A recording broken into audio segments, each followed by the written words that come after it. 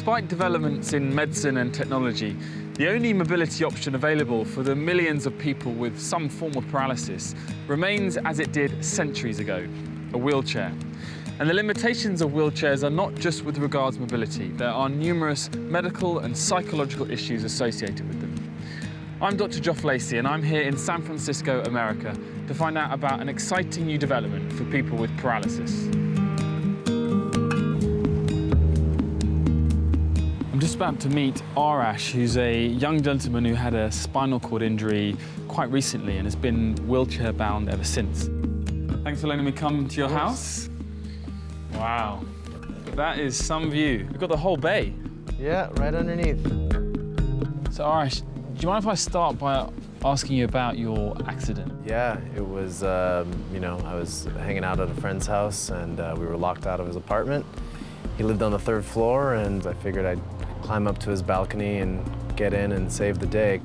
As I was getting up, I fell. So I fell from about 10 meters, landed on my neck. As I kind of came to in the hospital, I noticed as I was lying there that I couldn't move my legs, that something was pretty seriously wrong.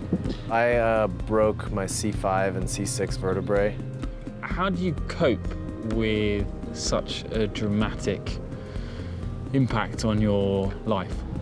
I just don't see any other option but to cope. I don't want to say embrace what happened, but really accept what happened and kind of move forward. A spinal cord injury is an incredibly devastating injury. It affects everything from physical strength and everything to when you need to go use the restroom and not being able to look at people at eye level, constantly having to look up. There's so many benefits to being able to stand up and walk, aside from just the mobility aspect of it. So to be able to potentially experience that and feel those benefits, I think is just incredibly exciting.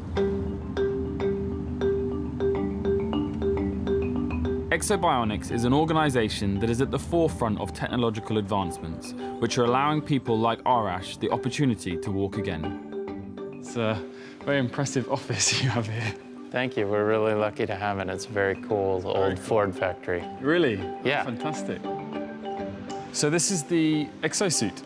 Yes. It's basically a wearable robot. It takes a person and it can provide torque to their joints where they maybe can't. So when I stand, I provide torque in my knees so I don't go like this. Yeah.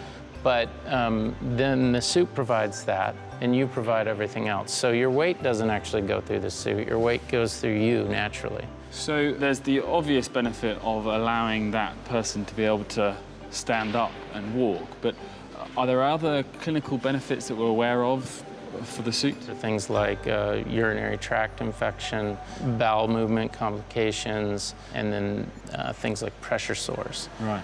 All of those, we think we can substantiate that walking, getting up and walking is going to help. So this one here is fresh off our assembly line.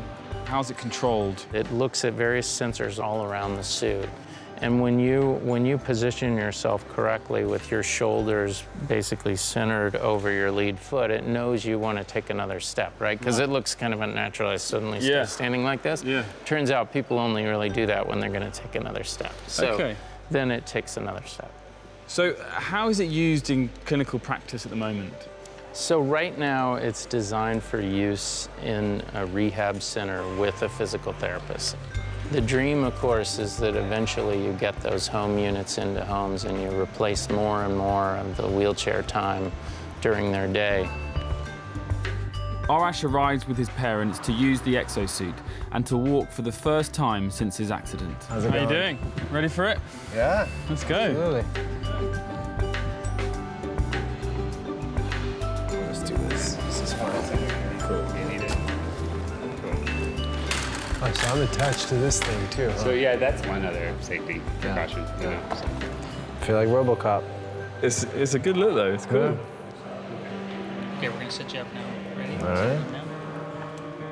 1, 2, 3, and push straight down.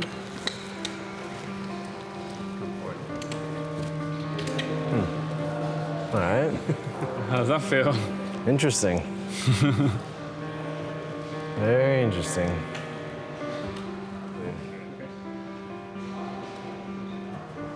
right. So the first step is always with the right step. Okay. Right. I can get used to this Feel thing. that spot right there. My body just wants to walk, man. Just doesn't like this whole sitting thing. All right, buddy, I'm gonna start calling steps. So step now. Shift over, step. So what do you think? I am really excited to see him in this position because Arash used to be very athletic, running, biking, motorcycling, everything. I think given that we are all cyborgs, we're all partially defined by technology and partially who we are, I think any help that comes from technology would be really good. After half an hour, Arash gets to control the exosuit himself. So there's 4 different buttons that will trigger the first step. Okay, any one of the buttons will do the same thing. Later on, we can turn this Right. around. This is easier. Is it? Yeah. Well, because you're more in control. Yeah, it's kind of like I just have to figure out Come out. Okay. where to go. Cool. Walk hard, left. Already, the psychological benefits are clear for Arash. It's not normal to be just craning your head up all the time. But it feels like you're part of society, part of your communication and conversations again. You know, the future is going to get really exciting just in the bionic space in general. And I think you're going to be able to see someone come into an airplane in an exoskeleton and sit down in an economy seat. And you're going to see grandma at the mall, and she's going to show off her hip new exo pants. And, you know, she's going to be able to take a walk with her grandkids that she couldn't take. It's not far. That's what's really exciting, is it's really not science fiction anymore. I would like to see this technology go to a point where it replaces a wheelchair. If not all the time, then much of the time.